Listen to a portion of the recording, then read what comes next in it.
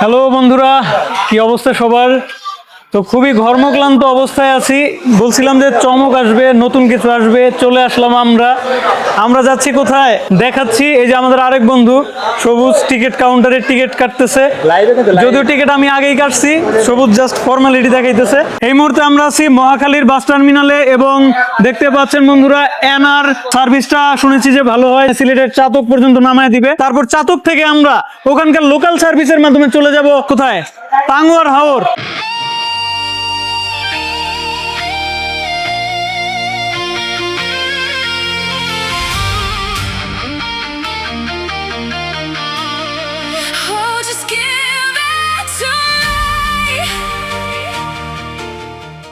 অসাধারণ অ্যাডভেঞ্চারের সাথে আমার দুই ভাই বাইক চালাচ্ছে। ওহো,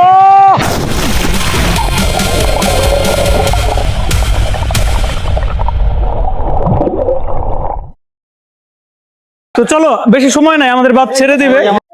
এই ভাই, এনা থেকে কে যাচ্ছেন? সিলেট? আচ্ছা, কোনটা? ও চাতক। হ্যাঁ, চাতক। চাতক থেকে তো আপনার টাঙ্গুয়ার হাওর যাইতে একটু হইলেও সুবিধা হবে নাকি? সিলেটের থেকে সুবিধা হবে না? আসো, একসাথে থাকো। হ্যাঁ, না, ওই যে চলে গেছে। সুনামগঞ্জেরই এনা ছিল পাশের কাউন্টারে। এক কথাই, একই স্টপেজ, খালি একটা তাই না? একটা স্টপেজ, সমস্যা নাই। আপনার কি সিলেটের লোক, সিলেটের বাসিন্দা? আচ্ছা ভাই, এই সময় কি পানি উঠছে, অনেক সমস্যা হবে? তাহলে আমরা টাঙ্গুয়ার হাওর যাবো কেমনে? আরে ভাই, টাইম মতো মানে টাইম মতো মিলতেছেন। আচ্ছা আচ্ছা, হ্যাঁ, আমরা তো ভাবলাম যে গাড়ি ছাইড়ে দিল নাকি, তাড়াহুড়া করলাম। আসার সময় কি জানেন, 9:45 গাড়ি 10:20 আইছে। টাইম টু টাইম যাচ্ছে না। এনার সার্ভিসটা ভাবছিলাম যে অনেক ভালো, এই কারণে এই ঢাকা হয়ে যাচ্ছি, এনাতে যাচ্ছি, কিন্তু দেখতেছি যে এখানে লোকেরা সবাই বলতেছে টাইম টু টাইম যাচ্ছে না। আমাদের গাড়িটা ছাড়ার কথা ছিল 9:46-এ, কিন্তু গাড়িটা এখনো পর্যন্ত ছাড়ে নাই এবং আসেও নাই, গাড়ি স্ট্যান্ডে এখনো আসেও নাই। তো দেখা যাক বন্ধুরা কখন আসে। এখন 10টা বেজে গেছে। ও মাই গড। হ্যাঁ, অবশেষে 15 থেকে 20 মিনিট অপেক্ষা করার পর আমাদের বাস মহাশয় হাজির হলো। ওকে মামা, দেরি কেন?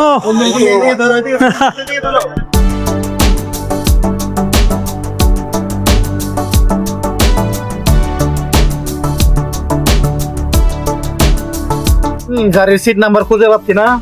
কেন দেখি?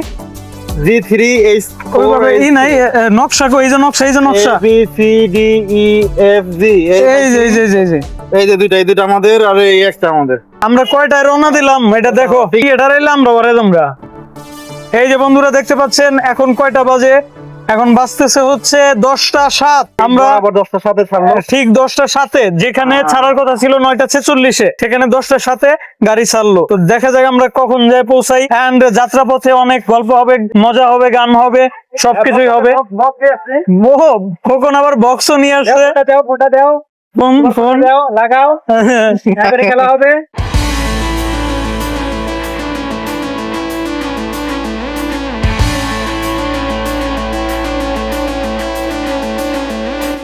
সাই সাই করে চলা বাস হঠাৎ থেমে গেল। এটাই স্বাভাবিক ভাই, ঢাকা শহরে সবকিছুর অভাব থাকলেও জ্যামের অভাব নাই। নিচে থেকে যতটা দেখতে অস্থিরতা লাগে, মানে অস্থির একটা ভাব থাকে জ্যাম জটের কারণে, বাট উপর থেকে কিন্তু অসাধারণ লাগে ভাই। মহাখালীর কোলাহল ছেড়ে আমাদের বাস যখন সিলেটের উদ্দেশ্যে ছুটে চলেছে, ঠিক তখনই দেখা মিলল রাতের অন্ধকার এবং আলোর মিছিলে শাহজালাল আন্তর্জাতিক বিমানবন্দর।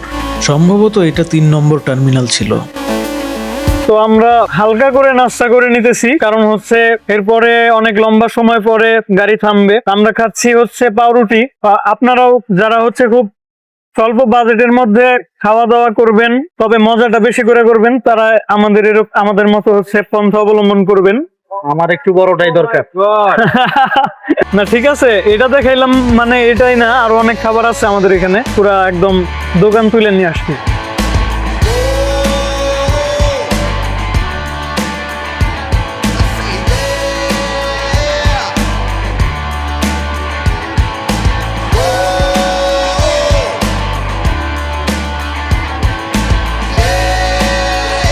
আমি আর সবুজ পাশাপাশি বসায় খোকন একা পড়ে গেছিল, পরে পেছনে তাকে দেখি খোকন ঘুমাইতেছে। হায় হায়, সবুজও দেখি ঘুমায়। বন্ধুরা এখন অনেক রাত হয়ে গেছে, অলরেডি 12টা বেজে গেছে। আমরা গাড়ি দুর্দান্ত গতিতে ছুটে চলেছে সিলেটের উদ্দেশ্যে। ঢাকা ছেড়ে আমরা এখন ঠিক কোন জায়গায় আছি এটা আমি বলতে পারতেছি না। তো যেহেতু রাত অনেক হয়ে গেছে, আবার ঠিক মধ্যরাতে 2টার সময় আজকে ফ্রান্সের খেলা আছে। ফ্রান্সের সাথে কার খেলা? ফ্রান্স বনাম মরক্কো, হাড্ডাহাড্ডি লড়াই হবে। আমরা সবাই জানি মরক্কো খুব ভালো একটা টিম, ফ্রান্স তো মানে কোনো জবাব নাই। বিশ্বমঞ্চে সব থেকে সম্ভাবনাময় একটা টিম বর্তমানে ফ্রান্স। তো যাই হোক, আজকে ফ্রান্সের খেলা, এটা মিস করতে চাই না। দেখা যাক কি হয়। মোবাইলের চার্জও খুব কম, এখন একটু ঘুমায় নিতে হবে, তা না হলে পরে মাথা কাজ করবে না সকালে, এবং খেলাটাও দেখতে পারবো না শান্তি মতো। তো 1 ঘন্টা বা 2 ঘন্টা আমরা এখন ঘুমের ট্রাই করব। বন্ধুরা আমরা কিন্তু কিছুক্ষণ জিম পারলাম, তারপরে হচ্ছে মানে ঘুমের একটা ভাব আসছিল, ঘুম হয় নাই। তো এখনো পর্যন্ত আমরা যাচ্ছি, মাঝখানে বিশাল একটা জ্যাম গেল। এখন কিন্তু ফ্রান্স বনাম মরক্কোর খেলাটা হচ্ছে এবং আমরা খেলা দেখতেছি। তো দেখা যাক কে জিতে। 2 দলই খুবই হাড্ডাহাড্ডি লড়াই হওয়ার সম্ভাবনাই বেশি। ফ্রান্স তো দুর্দান্ত আর মরক্কো দুর্দান্ত। খেলাটা দেখি।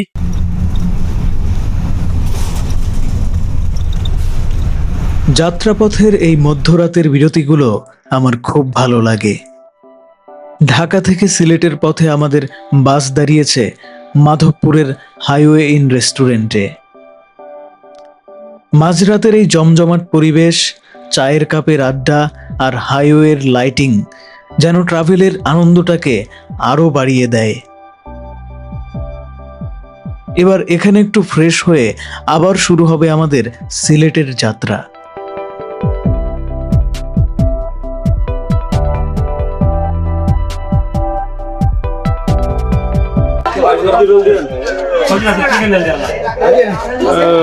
বন্ধুরা দেখতে পাচ্ছেন রিয়াল ক্যাফের কফি, ঠিক আছে, অন্য কিছু ভাববেন না। ও এই যে এতগুলা বসকা বাসকি নিয়ে আমি হচ্ছে হাঁটতেছি, খুবই একটা অন্যরকম ব্যাপার। দেখি টেস্টটা কেমন সেটা দেখার। মারাত্মক। কফিটা এখনো শেষ হয় নাই, খেতে খেতে বাসের কাছে চলে আসছি। কখন বাস ছেড়ে দেয় বলা যায় না। নাই যে এখন শরীরটা একটু চাঙ্গা হইলো, ভালো লাগতেছে। সেটা চাঙ্গা হয়েছিল, ঘুমায় জানা কি অবস্থা। কোনো ডাস্টবিন নাই না? ডাস্টবিন তো আছে। শিট, কখনের অনুভূতি কি? খুবই খারাপ অবস্থা। কফিটা এতই খারাপ? কফি ভালো হয় না। কি কও? আমি একটু আগে রিভিউ দিলাম মারাত্মক, কইলাম চুমুক দেখো মারাত্মক। এখনো আমরা কিন্তু ঘুরতেছি, এখনো পর্যন্ত আমরা ওই গন্তব্যস্থলে পৌঁছাই নাই। রাত্রি কয়টা বাজে এখন? সময় এই যে 39। টাঙ্গুয়ার হাওর দেখা যাচ্ছে, ওই যে এটা বলে টাঙ্গুয়ার হাওর। ওই ফিল নাও বন্ধু, আজকাল জান লাগবো না, 5টা বেজে গেছে গা। ভোর 5টা, ঝিরি ঝিরি বৃষ্টি আর হাইওয়ের এই মায়াবী আলো। টাঙ্গুয়ার হাওর এখনো বহুদূর, কিন্তু ভোরের এই ভেজা হাওয়ায় ক্লান্তি ভুলে মনে হলো মাঝে মাঝে গন্তব্যের থেকেও জার্নিটা বেশি সুন্দর। কোনটা যাবো? কোনটা যাবে ভাই? ভাই এখানে লিগেল বারা হয়ে দিলাম, আপনার কাছে 1 টাকাও বলুন দিতাম না। হ্যাঁ, দূর থেকে আসছি ভাই। আর ভালো লাগে 1200 লাগবো লোকাল ভাড়া, 60 টাকা ভাড়া। আপনারা যাচাই করতে পারেন। অবশেষে আমাদের বাস এসে থামলো গোবিন্দগঞ্জে। বাস থেকে নেমেই আমরা টাঙ্গুয়ার হাওরের উদ্দেশ্যে একটি সিএনজি রিজার্ভ করলাম। ভাড়া চাইলো 1200 টাকা। কোনোভাবেই 1200 টাকার নিচে নামাতে পারলাম না। অবশেষে 1200 টাকা ফিক্স। তবে আপনাদের জন্য একটা জরুরি সতর্কবার্তা, আপনারা যখনই এই রুটে আসবেন, সিএনজিতে ওঠার আগেই চালকের সাথে ভাড়াটা একদম নিখুঁতভাবে দরদাম করে তারপর সিএনজিতে উঠবেন। আগে থেকে ভাড়া কনফার্ম না করে উঠলে পরে কিন্তু ঝামেলায় পড়তে হতে পারে। ও মামার সিএনজিটা সুন্দর, সামনে ঘাস বিছাইছেন না? কৃত্রিম ঘাস। তো আমাদের সিএনজি এবার স্টার্ট দিল স্বপ্নের হাওর আর মাত্র কিছুক্ষণের দূরত্বে। আমাদের সিএনজি ছুটে চলল তাহিরপুরের দিকে। সদ্য শেষ হওয়া বৃষ্টির পরে চারপাশের গাছপালা আর রাস্তাঘাটগুলোর এমন একটা দৃশ্য ভাই, ক্রিস্টাল ক্লিয়ার লাগছিল সবকিছু। সিএনজিতে বসে দুপাশের এই সবুজ আর ফুরফুরে স্বচ্ছ হাওয়া গায়ে না মাখাইতে পারলে পুরা জার্নিটাই আমার কাছে অধরা থেকে যেত। একটা কথা চিন্তা করো, এই বাড়ি ঘরগুলা কত নিচাতে, হ্যাঁ, আর এই রাস্তাটা কতটা উঁচা। তো এদের যে বর্ষাকালে এই যে এই সময়ে এদের বাড়ি ঘর তো তলায় যায়, পানিতে মনে হয় তলায় যায় না? আয় রে কি কষ্ট, চিন্তা করা যায়। এগুলা আসলে এগুলো একটা ব্যবস্থা করে তো।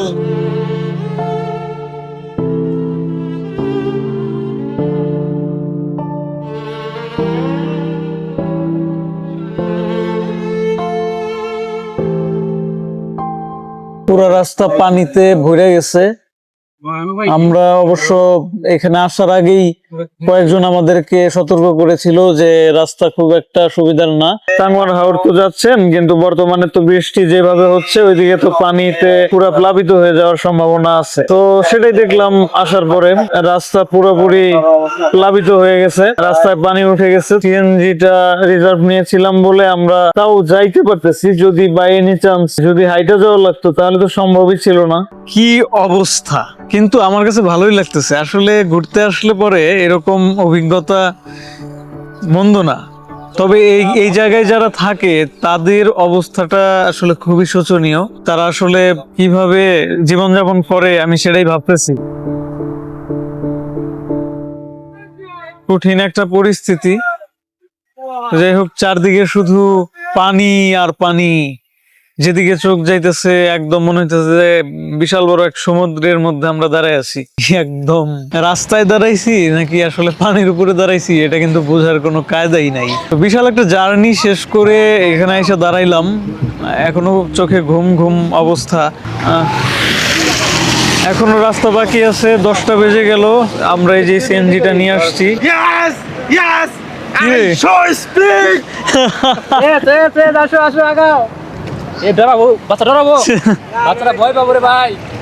কি নাম তোমার? সুন্দর লাগতেছে তোমারে। সাঁতার পারো তুমি? পিচ্ছি কথা বলে না, লজ্জা পাইছে। আচ্ছা চলো আমরা চলে যাই। সিএনজি নিয়ে আরেকটু এগোতেই চারপাশের দৃশ্য যেন ম্যাজিকের মতো বদলে গেল। রাস্তার দুপাশে এখন আর কোনো মাঠ নেই, শুধু অথই জলরাশি। পানিতে আংশিক ডুবে থাকা এই গাছগুলো জানান দিচ্ছে আমরা অবশেষে তাহিরপুরের একদম কাছাকাছি চলে আসছি।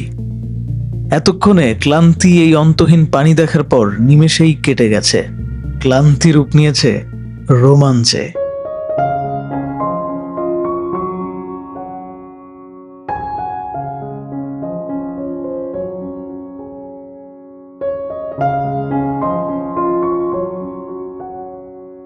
তো বন্ধুরা, অবশেষে আমরা কিন্তু তাহিরপুর চলে আসলাম। দীর্ঘ প্রতীক্ষার অবসান হলো। তাহিরপুর চলে আসছি আমরা, ঘাটের দিকে চলে যেতেছি।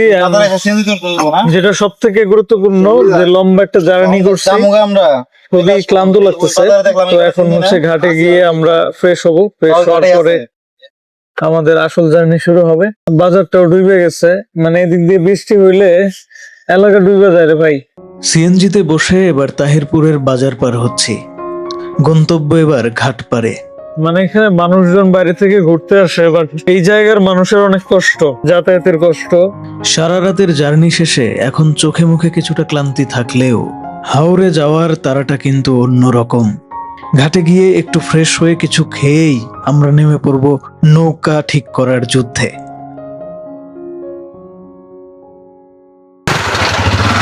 আমাদের সিএনজি চলে গেল। এখন আমরা একটা হোটেল খুঁজতেছি যেখানে ওয়াশরুমের ব্যবস্থা থাকবে এবং সেখানে এইটার। হ্যালো ভাই, এই পাশে ওয়াশরুম আছে পেছনে? এটা কি কোনো বাড়িতে নাকি? নৌকার ঘাট কোন দিকে ভাইয়া? আচ্ছা আচ্ছা, নৌকার ঘাট। ফ্রেশ ট্রেশ হয়ে একবারে খাইতে আসি। হাই হ্যান্ডসাম, কেমন আছেন?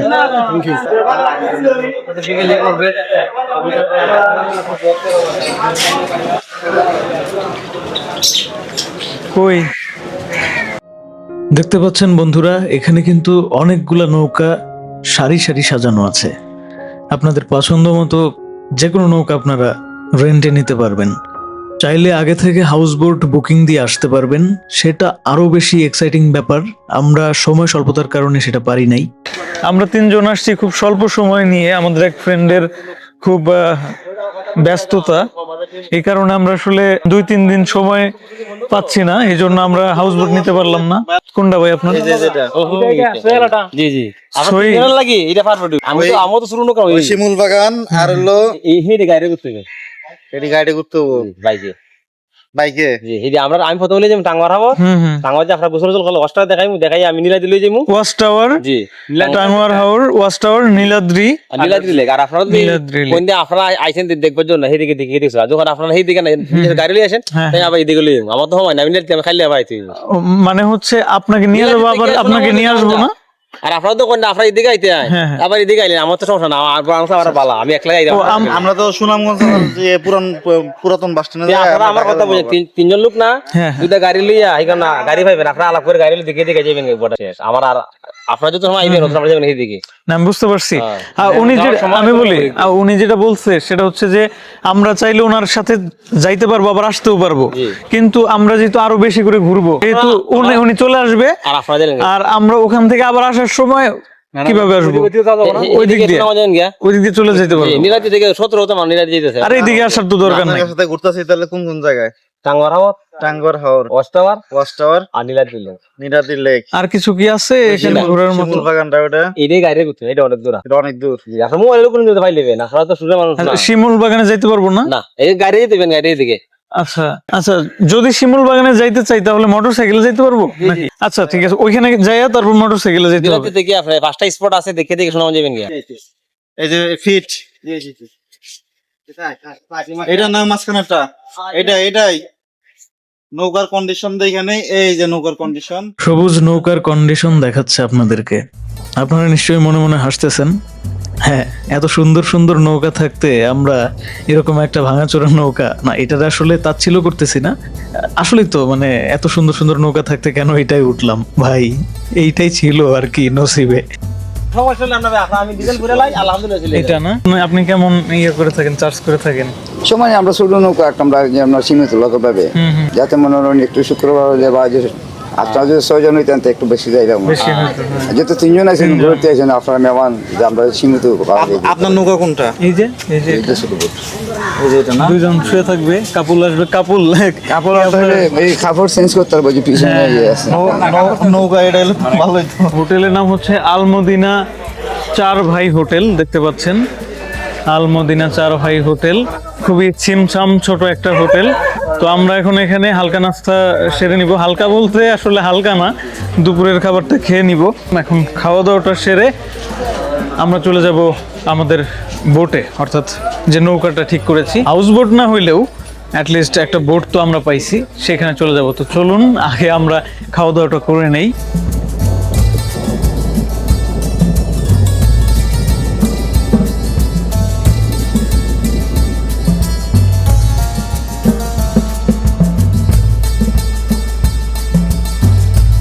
তো বন্ধুরা, খুব ক্লান্ত, দীর্ঘ জার্নির পরে আসলাম। নৌকা চালক মামা আমাদেরকে এই হোটেলটা সাজেস্ট করলো, সো দেখা যাক এই হোটেলের খাবারটা কেমন। এন্ড দেখতে পাচ্ছেন অনেক অনেক খাবার নিয়ে আমরা বসছি। বিশেষ করে আমার আসলে ডাউলটা খুব প্রিয় খাবার। দেখা যাক এখানকার ডালটা কেমন হয়। এন্ড এখানে কি কি ভাজি, এটা কি ভাজি ভাইয়া? মাছ ভর্তা এটা। মাছ ভর্তা। তোমার নাম কি? কারি আলম। হ্যাঁ জি কারি আলম। তোমার বাড়ি এখানেই? জি। আচ্ছা আচ্ছা, এই হোটেলে কাজ করো কতদিন হলো? 1 মাস হয়ে গেছে। 1 মাস হয়েছে, তাহলে তো নতুন আসছো। জি। আচ্ছা, আশেপাশের পরিবেশ ঘুরছো, দেখছো কিরকম? আর তোমার বাড়ি তো এখানে? এখানে। সুন্দরভাবে প্রেজেন্টেশন করছে, দেখেন খাবারটা কত সুন্দরভাবে সার্ভ করছে। পিচ্চি ছেলে কিন্তু দুর্দান্ত, দারুণ কাজ করে। আলু ভর্তা আছে, সবই আছে। তো এখন খাওয়া যাক। বিসমিল্লাহ। কোনটাকে নেব? এটা নিলাম। একটু করলা ভাজি, করলা ভাজি, মাছ ভর্তাটা তো ভালো হওয়ার কথা। আরো কোনো কিছু আছে? নাই, ব্যাস। তো শুরুটা করব কি দিয়ে? এটা হচ্ছে শুটকি ভর্তা। তো আমি শুরুটা শুটকি ভর্তা দিয়ে না মাছ ভর্তা দিয়ে একটু করে দেখি। বিসমিল্লাহির রহমানির রহিম।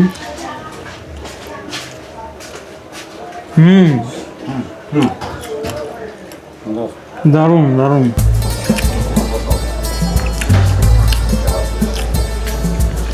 সিলেটের সুনামগঞ্জের টাঙ্গুয়ার হাওরে এসে এরকম একটা ছিমছাম ছোটোখাটো হোটেল হইলেও এত ভালো খাবার হবে এটা আসলে আমি আশাই করছিলাম না। দারুণ। আপনারা আসলে খুব সাশ্রয়ী রেটে কম খরচে যারা হচ্ছে এক ট্রিপ দিতে চান আমাদের মতো, তারা কিন্তু খুব সহজেই এরকমভাবে আসলে প্ল্যানটা করতে পারেন। দারুণ। শুটকিরিটা দেখি একটু কিরকম লাগে। যেরকম লাল দেখতে, দেখেন এইরকম লাল। এটা কি ঝাল বেশি কিনা আল্লাহ জানে।